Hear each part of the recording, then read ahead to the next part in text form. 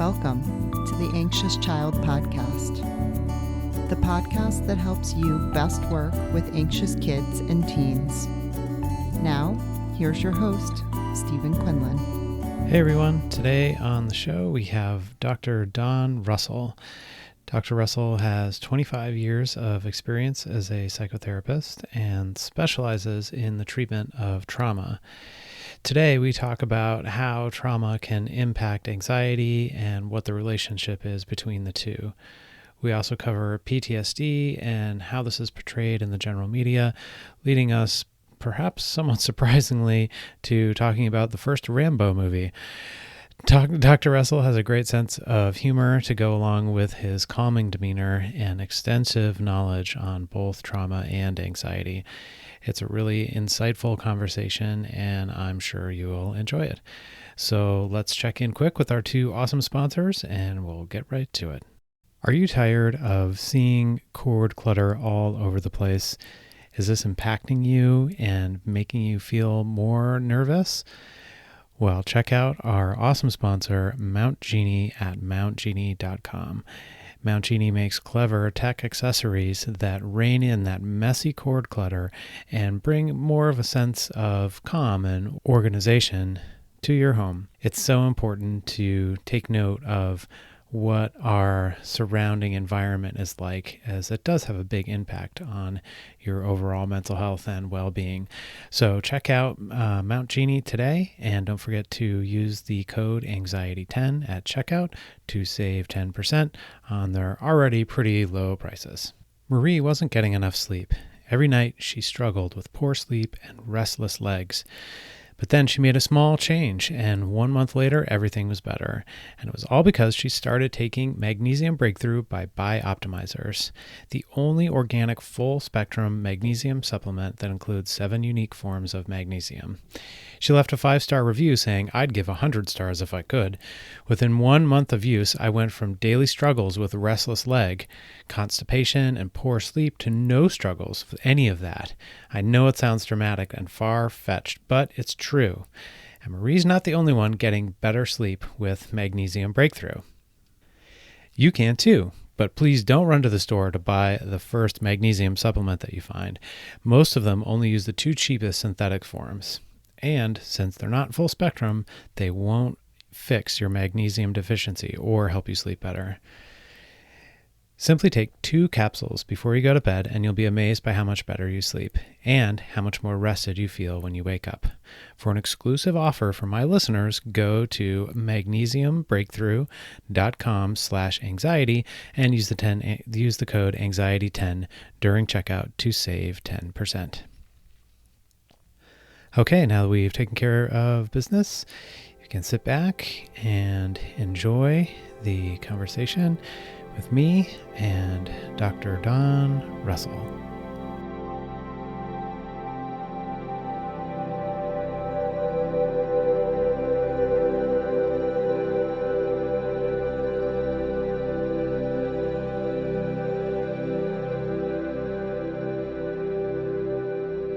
Thanks so much for joining me today. My pleasure. Thanks so much for the opportunity. I just love to talk with other therapists, and I love to talk about anxiety. Well, I think you're in the right place then. What the heck is wrong with me that I love to talk about anxiety? Well, whatever's wrong with you is probably wrong with me then. We've got the same thing going on. So you are in Canada, correct? Well, that's a complicated question. Okay, well, I thought that was going to be straightforward, but all right. No, nothing is easy. Nothing is simply straightforward. So where are you? I suppose. Yeah, my practice is in Canada, in Winnipeg, which is basically in the middle geographically of Canada. And Winnipeg in Canada is where I am born and raised, and as I say, my practice is there. But you find me in Florida right now. And so my sort of COVID-19 restrictions response is back in October, I started working remotely, basically working from home, doing 100% online therapy. And then as I was doing that, I sort of realized, well, if I'm doing therapy from home, anyways, then I can actually be geographically anywhere I want and still Yeah. conduct therapy. Mm. So some months later, like back in March, I relocated, not permanently, certainly not permanently at this point, but I'm living temporarily in Florida. Basically, as I describe myself as a snowbird, That's, I but was I going to just have ask my if that's, timing a little off. yes, so you're like a reverse snowboard bird if you're down there now. Yeah, although it's it's really beautiful in Florida right now too, so Yeah, I'm absolutely. loving it. Yeah. Yeah. Yeah. Well, speaking of sort of the timing and time of year, what's going on at the moment, I saw a Instagram post that you had put out.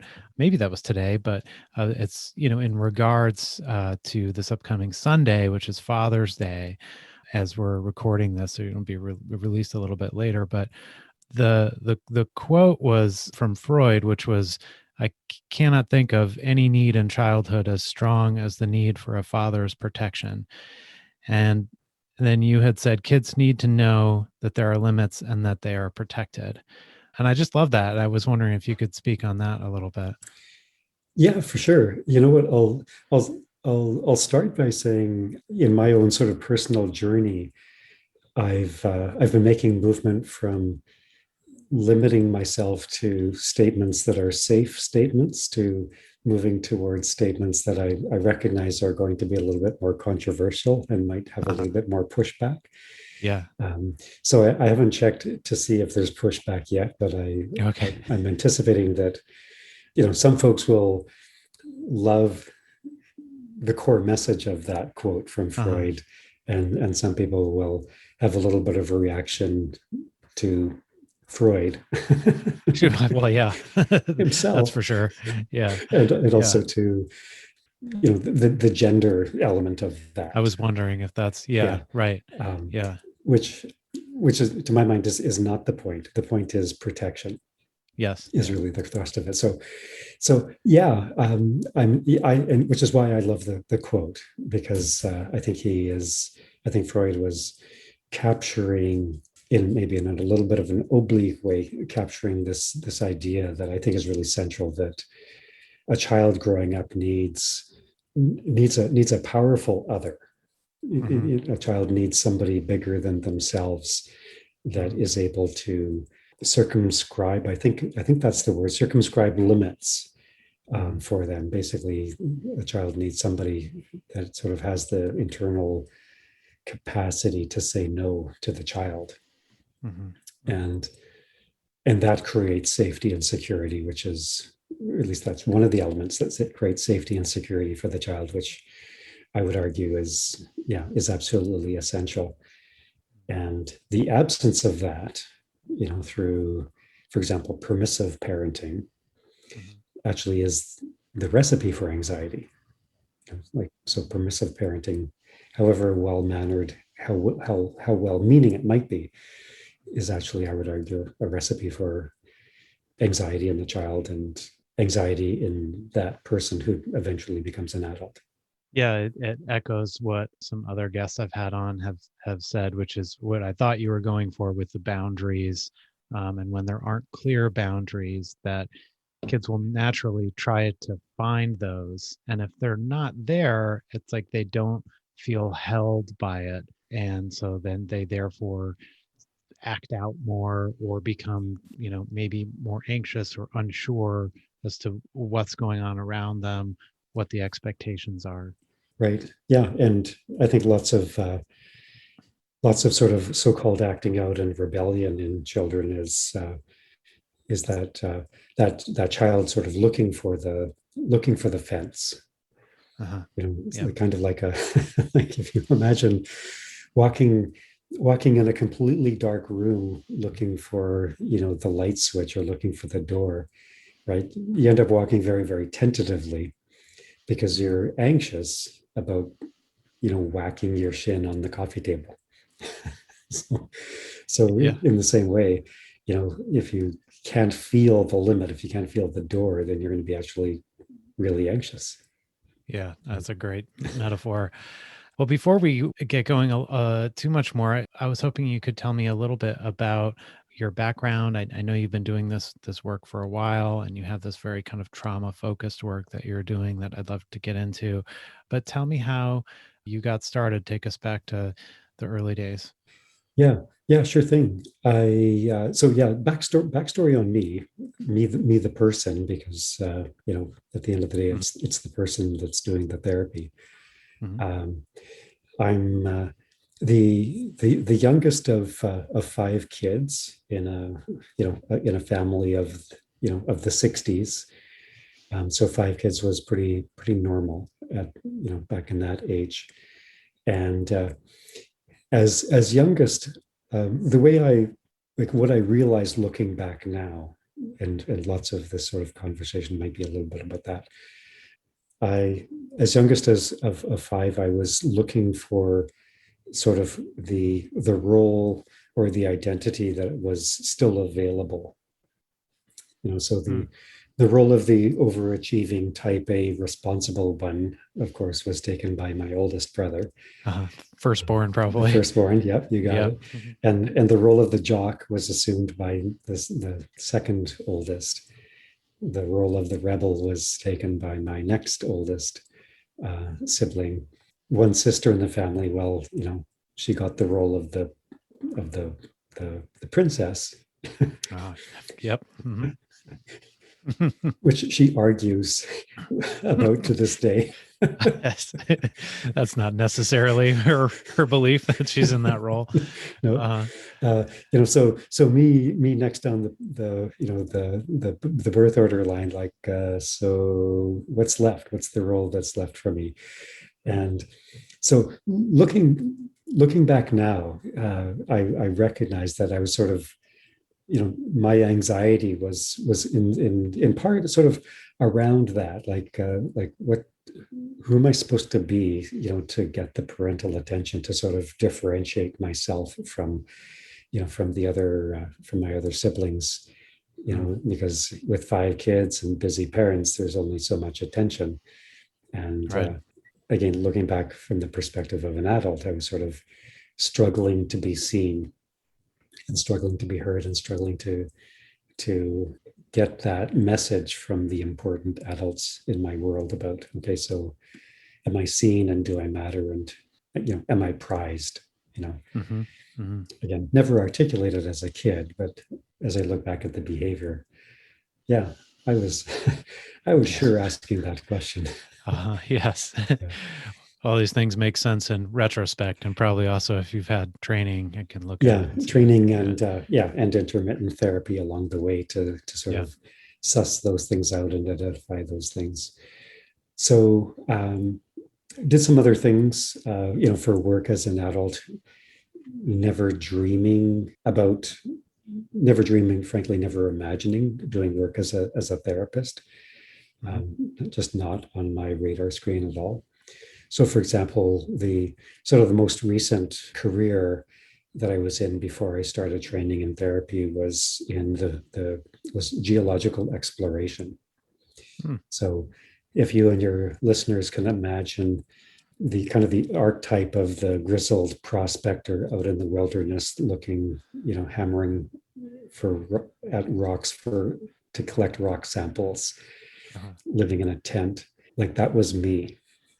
I've got an Indiana Jones vibe or something going almost. Yes, visualize a little bit of Indiana Jones. Okay. That going on. And when I tell that story, tangentially to clients, when they see me and sort of feel me and interact with me, they go like, Don, I cannot visualize that at all. Because it just doesn't fit. But that's what I was doing. The story is that around that time I was living with a roommate, and my roommate was getting therapy for his relationship with his girlfriend, and so I had the kind of the front row seat on how that therapy process went, because he would come home to our apartment after therapy and debrief on the therapy session, like on the couples therapy that he was getting. And what I witnessed was, well, the outcome of the therapy was that he and his girlfriend broke up. And the other outcome was that he was happier than ever Hmm. post breakup. so so here's me, as a 20 something guy, frankly completely clued out. Like my emotional intelligence quotient was like in the lowest 10 percentile, okay, at that time. Okay. But like that's just my confession up front. Yeah. But I remember watching that and going, I don't really understand what happened, but like I'm really, really intrigued by that process, that this guy was the breaker upper in the relationship. His net, it's a net benefit for him. So he lost the relationship, but he got inner peace and tranquility of heart and soul. And that just turned something on in my brain. Like I want a piece of that action. Mm-hmm. I've always had this desire to be sort of part of something bigger than myself, which is partly why geological exploration wasn't really turning me on. I mean, it was a really fun thing to do, but it didn't really turn me on as a source of meaning and significance. But to watch that outcome of therapy totally check that box of being involved in something that's bigger than myself, that makes a difference in somebody's life and kind of adds value to somebody's life. So that got me changing careers to go and try and get some training in a counselor education program. You can sort of hear in my voice, I didn't have the guts to fully commit. Okay. That's what I thought you were going with that. Yeah. Because I was a little bit chicken to Yeah. really admit that to myself. Yeah. But started the process, and the process was a huge and really difficult learning curve for me, even though like I consider myself a smart guy, like book learning type stuff, but really deficient in emotional intelligence and social intelligence. And so a real like personal introspection was a really new thing for me. So really, really challenging, but really, really exciting. And I couldn't turn away from it. It was just so good and so rich. And this is all, you're in Canada at the time, and Right. that's Yeah. where you went to school. And okay. Yeah. Yeah. So you were able to start to, I guess, go from exploring things geologically to exploring your own perhaps inner workings, even though cerebrally you had a pretty good grasp of things. You had yet to maybe kind of do some of that introspection. Yeah. Yeah. That's a great way to put it. That's a great way to put it. And so that was, over 25 years back. And I find that I'm still doing that inner exploration, from time to time, picking up personal therapy for myself. And frankly, I am the kind of therapist that just sort of allows, clients to impact me, and clients' stories to impact me. And so I do find myself getting curious, continuing to get curious with myself and the internal reaction that I have to client stories and just clients, presentations. So, so the work continues within myself, even as I am, delivering therapy to the people that I'm helping. I always say it's like a golf game. I mean, you can continually get better. There is no, it doesn't matter. You don't sort of reach a point and you're like, all right, well, I guess I've got this covered, so I'm all done. Yeah. There is no arriving, actually. Yes. Yeah. So tell me how you then, now you've gotten the training, and you've presumably started to work as a therapist. And did you gravitate towards this trauma-based work that you're doing now, or how did you arrive at that point? Yeah. That's a great question. It was really a slow evolution of, and I guess I would describe the slow evolution as sort of as I'm providing therapy, noticing that I was sort of bumping up against things that I was bumping up against immovable objects in the sort of the psyche of the people that I was working with from time to time. And the kind of the skill set that I had wasn't moving this thing in the psyche. For like, just as an example, oh, I just feel so unlovable. A client might say, and I might reflect back, yeah, but you notice your spouse loves you, your kids love you, your parents, perhaps, maybe not such a sure thing, but perhaps parents love you. And they go, yeah, I know, but I just don't feel it. And finding myself tempted to get into an argument. I mean, not literally, but tempted to get into sort of this power struggle of, no, really, look at the data around you, and finding, yeah, but it's just not moving. This feeling of unlovable is just not moving. And so that sort of triggered me to, okay, so like, what is it? What am I missing? And I mean, I was missing a lot. But one of the things I started to recognize is that this feeling of unlovable, to use that as an example, is a feeling that's being activated in the present, but it's really not about the present circumstance. It's really an artifact from their past. Yeah. And so if we're going to do something with this immovable, I'm not lovable, we have to sort of, my metaphor is we have to trace the wiring back to where that came from in some way, and address the origins of that belief, and restory the story from back there. And so that's starting to sort of use a trauma lens to understand the immovability and how to shift the immovability.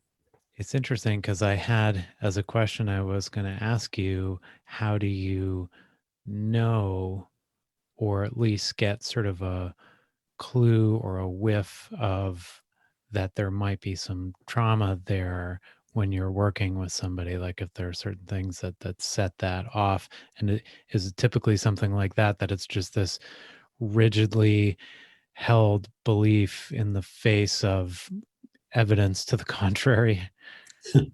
Definitely. I mean, I think that's one clue. Yeah. That's one clue. I don't think, I would necessarily sort of put all of my therapeutic poker chips on right. Red 22. Yeah. I think one of the other sort of perhaps more helpful clues, and I mean, let's face it, all of this is done collaboratively, right? All of this is done, it's not me musing what I think, but it's more, it's a collaborative conversation. But one of the other clues for me and the client working together is when, like, the language that's used, so in popular talk is, when a person says, I got triggered by ... Yes. Yep. And we have to sort of, carefully kind of unpack that a little bit. But essentially, when the person is describing that something in their environment happened, or something internally happened that caused this reaction, where the reaction seems to be quite out of proportion for the stimulus. Mm-hmm. When I went to the store and I tried to return this product that wasn't working, and the customer service person rolled their eyes at me when I said, I want a refund for this product. And the person says, and when they rolled their eyes, I just felt this rage build inside me. And I started to tear a strip off them. Okay, I'm just making up that story. Yeah, that's okay. That wasn't you down at Home Depot. Okay. That was not me. Okay, this friend of mine. Yes. So really, I am just making up that story. Yeah. So, we could say that, wow, that reaction, would you say that was out of proportion for, the situation? And, in the calm, cool, collected space of the office, they're likely going to say, yeah, you know what, that was out of proportion. And further, they'll say, that's not the person I want to be. Or that's not the person that I see myself to be. So one of the places I go, just to sort of put a frame around, kind of trauma work and including anxiety, is to say, okay, there's a part of you that is the normal daily living part of you. And that part does life really well and actually doesn't need therapy. The part is perfectly fine.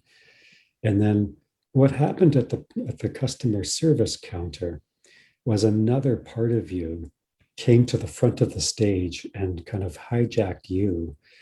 And that part of you has rage and apparently has a real strong reaction to perceived disrespect in the eye rolling. And so that part of you, I wonder if it is holding a trauma experience and maybe an early developmental injury or attachment injury. And that's a part of you that belongs in the past, but it got brought into into June 2021 by the rolling of the eyes. And that's a part of you that needs therapy. So we could say it's triggering, the person got triggered, but with a little bit of kind of fleshing it out, it's in internal family systems language, it's a what is it now? It's an exiled part. Yes. Yeah. An IFS. Yeah. Yeah. That got activated and acted out at the customer service counter. Yeah. Yeah. I love that because it's so, well, first of all, you're externalizing that, or maybe not externalizing, but you're giving some distance to that part of the person that is acting out in that way, so that it's not the whole of them that has melted down and gone off the rails, but it's just, this one particular part. And it's also like it allows you to sort of examine that from a remove as well, and it's not quite so charged. Yeah, absolutely. And exactly those reasons I find it so valuable for people. It gives us an opportunity to talk from a kind of a more of a safe and grounded perspective about that part. Yeah. And it's just significant less shame, because it's, oh, okay, so you're saying like I'm fine, but there's this part of me that is still carrying a wound and acting out of that woundedness. Yeah. So how do you feel like this ties into, you mentioned the anxiety part. How do you feel like just generally these kind of things, the traumas that people have gone through, impact or maybe even cause some level of anxiety for folks? Yeah, great question. And I guess the place to dig in, the place to sort of create the connection is if we open up DSM-5, the Diagnostic and Statistical Manual of Mental Disorders, which of course is yours and my bedtime reading, I'm sure. Oh yes, every night. It'll put you to sleep. I don't need to drink chamomile tea to get to sleep. I just read DSM-5. It works better. Yeah. But one of the criteria of PTSD is this hypervigilance thing. In order for PTSD to be diagnosed, there has to be this, some expression of hypervigilance. And so hypervigilance is basically anxiety. And my sort of footnote on that is, well, that's the anxiety of looking around, waiting for the next thing to hit the fan. So if it is trauma, something terrible happened back there, either last week or last month or decades ago. The survival circuitry in my nervous system is committed to catching the first indication of that thing ever happening again, so that I can be prepared and oriented towards it, so that I can manage it. So in trauma, the hypervigilance is a survival mechanism to try and not ever be ambushed again by that bad thing. I can't help thinking of this movie that I watched just 2 nights ago, which you're going to be like, you've never seen that movie, which is exactly what my friends said to me. But it's it's the very first Rambo movie. I don't have you seen, do you know what I'm talking about? It's like the First Blood Part 1 or something. Vague memories. Yes, Okay, vague so well, memories. I mean, it's from 1982, so but it's just that the whole film really is about this guy who's triggered by a trauma response. So he gets back from Vietnam, Oh and yeah. he's kind of there are like these small town cops who find him just sort of lollygagging around, and they start to hassle him, and all these these specific things happen, and he has these flashbacks to he was tortured in Vietnam. And then of course the Uh-huh. rest of the film is just him going completely ballistic, obviously way over the top. But it ends with this moment where he melts down in the store. His old commander kind of talks him Uh-huh. out of it, Uh-huh. and he Sylvester Stallone, right? And he's this huge guy, and he's this puddle, and he's Oh, weeping to his commander, and that's the end of the film, which I was surprised by. But part of what also why I think I'm thinking of that is because I'm wondering if they're tying in with that hypervigilance. Like, are people afraid of that there's this monster that is potentially going to be released, be it at the Home Depot or wherever, that you're in essence going to turn into this Rambo who is going to go nuts? And maybe there's some anxiety around well, yeah, that's a great illustration, and you're making me want to watch Rambo. that. You're welcome. I know what I'm doing this Yeah. weekend. Yeah. It was better than I thought. so, so, yeah, there's two things. Normally, when we think about triggering old trauma, where we think about, like the classic, just the easy illustration is somebody that's done a tour of duty overseas of military service. They're triggered by the car backfiring going down the street, and it Right. reminds them of Iraq, or Yeah. it triggers memories of Iraq Mhm. and flashbacks. And that's the easy illustration and totally valid. Yeah. But that's an external trigger causing the trauma reaction. But and the person will be hypervigilant, and the person will have a phobia about loud banging sounds. Okay. Mm. And maybe try to avoid those, And maybe try to possibly. avoid them, Yeah. which might turn into agoraphobia, fear of going outside Yeah. because Yeah. it's quieter inside. Mm. Well, by the same token, people develop phobias of internal stuff and will be vigilant to avoid feeling certain feelings internally. And so, take fear of public speaking, Mm. allegedly the number one fear. Right. Well, if you deconstruct that, what's the fear of public speaking about? Well, on the surface, it's I'm afraid of getting up in front of the microphone and not having anything to say. Well, what's the big deal about that? Well, I'm afraid of feeling shame and embarrassment. Mhm. So the person who is afraid to go to Toastmasters and do public speaking actually has an internal phobia, and they're going to have a hypervigilance about avoiding something internal, actually. Mm. Mhm. I mean, they're avoiding public speaking, but they're also avoiding the potential shame and embarrassment internally. Yeah. Yeah. And, That makes a lot of and sense. that when you sort of take a step back from that, that's far more constraining and kind of impairing in life, right? Because the person Mm. becomes a prisoner of in their own, and material in their own internal psyche becomes the prison warden.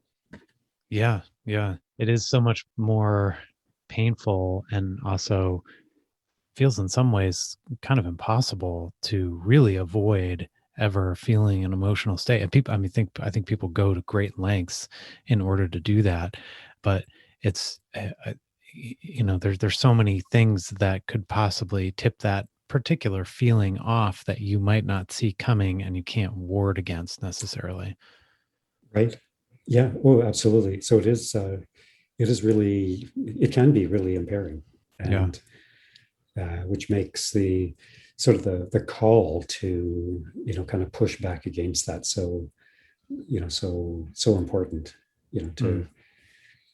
just to, to do the work to get oneself in the present moment, and accept the present moment, and not be investing so much energy in, that anticipation of the next moment, which is where Yeah. anxiety lives, right? Yeah. Yeah. And it's so much energy. Must be so, it's exhausting to to try and be constantly. And I mean that vigilance it takes a toll, I think, just energetically on you to be on that kind of alert all the time. One of the other things you specialize in working with is this idea of vicarious trauma, Right. which has to do more with people who, perhaps like you and I, who work with others who have trauma. I'd like to hear a little bit about that, and I'm curious if, as sort of a second question, if you feel like that affects parents at all, like parents who are having to manage their kids' anxiety or work with various issues. Do they experience that as well on some level? Mhm. Yeah, absolutely. I'll try to respond to those in order. Yeah, vicarious trauma is it's more apparent these days, or it's more understood these days than even 10 years ago. But Yeah. still, I think we have a long way to go in simply understanding that it's a thing, and a long way to go in terms of kind of personally confronting it, for those of us in the helping professions of all sorts. So mental health people, but definitely, first responders, First police, responders. Yeah. firefighters, Mhm. paramedics, military men and women, absolutely. ER staff is the other, and physicians is the other place I've sort of encountered it. And just as you hear me do that sort of professional roll call, you may understand that some of those professions, there's also the macho kind of culture in it that and I've actually heard somebody say this, if you can't take the heat, then get out of the fire, is the, Right. the, Right. the narrative in the profession, Hmm. which is ridiculous, Hmm. in my opinion. Yeah, I So, agree. so the counterpoint to that, which I think sums it up really well, is I think the author is François Mathieu. She's French in Canada. Her mantra is to expect that you're not going to be affected, to expect that your heart and soul is not going to be affected by the work that you do, is as unreasonable as standing outside in the rain and not expecting to get wet. Uh-huh. Yeah. like like that's the starting place, is you're going to be affected. Hmm. And so her term is it's about how we steward our trauma response in the helping professions. Mm-hmm. It's not about can I be not affected or not. It's about how am I carrying the impact Mm-hmm. of people's stories on my work, or the calls that I go out to if I'm a paramedic. How am I a steward? How am I managing the impact?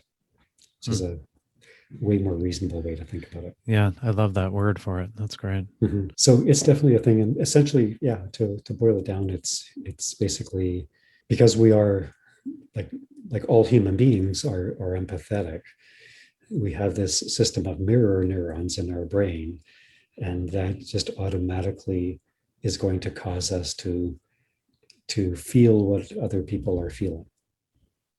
So it's automatic. We're going to a certain extent, we're going to feel the story that we're listening to, or the scene that we're attending to. So Mm-hmm. we're going to be impacted. As I say, it's about stewarding that. The term compassion fatigue gets really tightly related to vicarious trauma, and for lots of parents, I think those two things end up being in play. Okay. Compassion fatigue roughly described as a depletion of sort of the empathy muscle. Mm. Some people are actually kind of using the term empathic strain, which I actually think is a better term. Okay. So basically, I'm fatigued and worn out and depleted from my caring for my child's distress of anxiety, as the child is feeling anxiety, encountering the world. I'm witnessing that. I'm party to that. I'm trying to care for the child, and it's depleting me. I think that's a live thing, and I would argue it needs to be sort of normalized and accepted as, yeah, that's not bad parenting. That's a symptom of good parenting. Yeah, I was thinking that as well, that there is a parallel to that machismo sort of culture. And it applies, I mean, it's not just for men necessarily, but obviously women, in helping professions be whatever Mhm. they are, that you just suck it up and you bury it, or you do something with it, or you drink to deal with it or something. It's romanticized even. You see, it's like the hard drinking, detective who gets home at the end of the day and takes off his trench coat. Yeah, and But pounds of scotch. right, Yeah. exactly, and that's like what you're supposed to do. That there, I think there is a parallel there with the parents, that you're supposed to A, have all the answers, and B, be able to deal with whatever it is that your child throws at you. And I think you feel that as a parent on a very profound, visceral level. But of course, I think it's just ultimately not true, as sort of a myth or something that we're all sold. Yeah, I'm not sure where we bought it from, but we Yeah. definitely bought it. Yeah, or maybe it's just sort of something that comes out as a need to have people keep going no matter what, or something. I'm not sure. Yeah, I'm not sure where it comes from, but I absolutely agreed. It's alive and well in myself and my wife when we were, parenting. Or we have one daughter. She's a Hmm. young, well, she's an adult now, but back in the day when Hmm. she was a young adult, or pardon me, just a young kid, both of us were feeling that irrational feeling of, we're supposed to know how to do this. There's no book that is actually explaining how to do this, and we're confronted daily and weekly with our kid doing things, or other things doing things to our kid, other kids doing things to our kid, and like, how do I manage that? And just not feeling equipped, not feeling capable, feeling powerless to address this crisis of the moment. Even as something as simple as a colicky baby that Yeah. cries a lot, 7 o'clock every night, kind of thing. I mean, that's so normal, Mm. but traumatizing. Yeah. Yeah. I was thinking that part of the antidote, that for in my own experience, and also that I've seen with other people, is that knowledge that you are not alone, and that this is normal, and also that it doesn't stay the same. Things change. There are stages that the kids go through, that you go through, because it's very easy to feel isolated in that, and Mhm. feel like you're making mistakes all over the place, no matter, even though you're doing your best. Yeah, even though you're doing your best, and probably doing pretty well, Right. Yeah. right? Right. um, which is why, I mean, support, which is why support, whether it's like an actual support group or whether it's a family system, is so critical.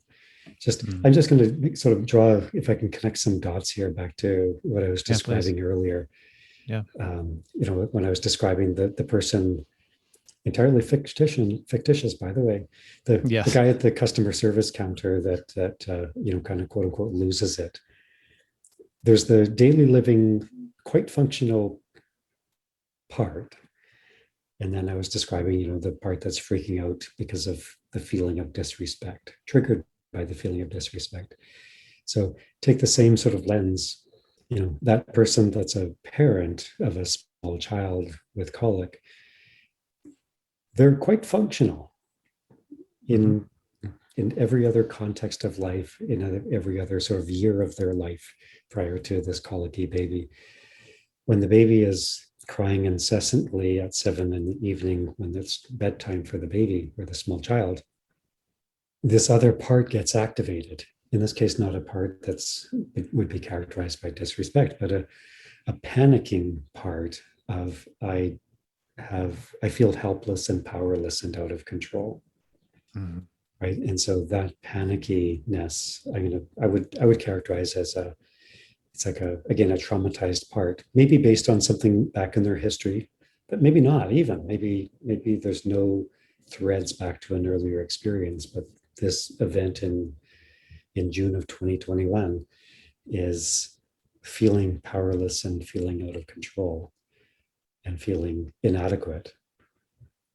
And those feelings are characteristics of trauma. Right? It's not in DSM-5, but the feeling of out of control and powerlessness is definitely characteristic of a person's response to a traumatic event. So something as everyday as a baby crying can trigger this other part of ourselves that is just completely different, right, from the daily living part. And again, that's the part that, as you say, if only we could get that traumatized part to have the perspective of, hey, you know what, this is a season and it'll end. And hey, you know what, every parent has this experience. You're not alone, you're not abnormal, you're not deficient as a parent. This is just a thing that's happening, and you'll get through it. Is that the goal of the therapy when you are working with those traumatized parts, is to either have, I don't know if that part itself necessarily would be able to be aware of all of those things? If not, is it like to have some other part of yourself come in and reason with that traumatized part and provide all of those reassurances? Yeah, ultimately, yeah, that's a really a great way to describe sort of the goal of therapy, is to get some communication and collaboration amongst, kind of, in this case, those two parts, the daily living, quite functional part, communicating and collaborating with the panicking part. Mm-hmm. So the panicking part can experience, okay, I'm not alone. Mm-hmm. Maybe experience some nurturance from the more mature part. Mm-hmm. In those words of, okay, I'll get through this. No baby in the history of babies has ever cried forever. Every baby eventually stops crying. And they all also start crying at some point. Yeah. Don't go there. All right. Right. So basically, if the part that holds the perspective can communicate perspective to the part that has no perspective, then we're well on our way to getting less panic from happening. Yeah. It reminds me of the Jungian definition of therapy as make unconscious conscious. So you're you're lending that more reasonable part of the brain to the other more reactive sort of emotional states. Excuse me while my dog. Yeah, please go for it. Yeah. My little dog just expressed herself because my dog has a voice. Is that the dog that you have that runs around the waiting room or something in your office? Is that the cute little white? Yeah, exactly. Yeah. She's about 2.5 now. She's a little Bichon Frise. Nice. For you dog lovers. And she greets people, at least when I was in the office. she greets people in the waiting room, and very frequently, because she has emotional intelligence, sometimes more than I. Yep. Uh-huh. It's the cutest thing. If a client is distressed, like actually sort of exhibiting distress, Sophie is her name, Sophie the dog. She'll either curl up at the client's feet, or sometimes hop up onto the sofa beside the client and just lie down beside the sofa or beside the client, just expressing empathy in her puppy way. Yeah, I've had two different therapy dogs over the years that are almost always here with me in the office. They've both been labs, and I've just been blown away at how they know what's going on and know how to respond to it. It's amazing. Although I guess if they can do things like know when somebody's having a seizure, it kind of makes sense, right? Right. Then they can pick up emotional cues too. Right. Well, is there anything that you would like to say to anyone that is listening, that any sort of last words of wisdom you'd like to impart to folks? No pressure. Yeah. No pressure. I'm not feeling pressure. I'm feeling, wow, like try and stop me. I think one thing is just the kind of the note of encouragement that anxiety is treatable. Yeah, anxiety is treatable. Mm-hmm. There's hope. Trauma is treatable. Mm-hmm. We have so many good tools to treat anxiety and to treat trauma that have just sort of come into their own in the last couple of decades. That really, it's worth reaching out and getting help, to mitigate the effects of it, because life is worth living, and anxiety, as we've talked about here in this conversation, anxiety and trauma, if left untreated, they end up shrinking our life. They end up sort of closing the fences or the walls in, and that's so it's so unnecessary, because we've got some good tools, and there's really, really good and helpful people out there that can help an individual to push back the walls or push back the fences. So I think that'd be my bottom line encouragement to folks listening. That's such a great message that again, you're not alone. You don't have to suffer. And as hard as it is to reach out and ask for help, because it is very difficult, it's so worthwhile, and you can have such a larger experience in your life. Yeah. If I can do it as a guy that sort of came into young adulthood in the lower 10%, the lowest 10 percentile of emotional intelligence to get where I am now, reasonably chipping away at rocks. Who I am. Yeah, collecting rocks. If I can do it, then anybody can do it. Yeah. Well, that's great. I thank you. It's a wonderful message, and I really appreciate your time and coming on today. And I hope you enjoy watching Rambo, which is probably what you'll be doing this evening. I'm going to. Yeah. And thanks so much for the opportunity, Stephen. This has been great. I just love talking with another curious and inquisitive and great person in the work. Thank you. It's a pleasure. I feel the same way as well. It's one of the reasons why I even started doing this, and what I've really enjoyed about doing the podcast is I get to talk to these really cool people all over the world, and that's great. All right, that was Dr. Don Russell. His website is russellcounseling.com, RUSSELL. And as you heard us probably talk about, he is seeing people virtually at the moment, and way down in Florida, although I would imagine he'll probably be making his way back up north pretty soon.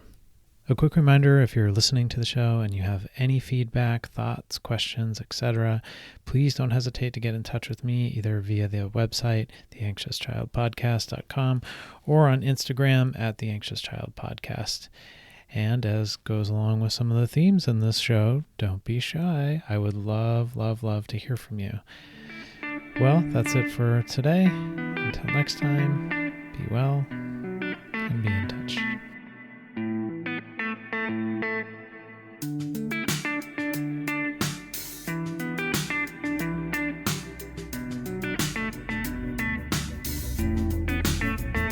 This podcast is not intended as medical or psychological treatment.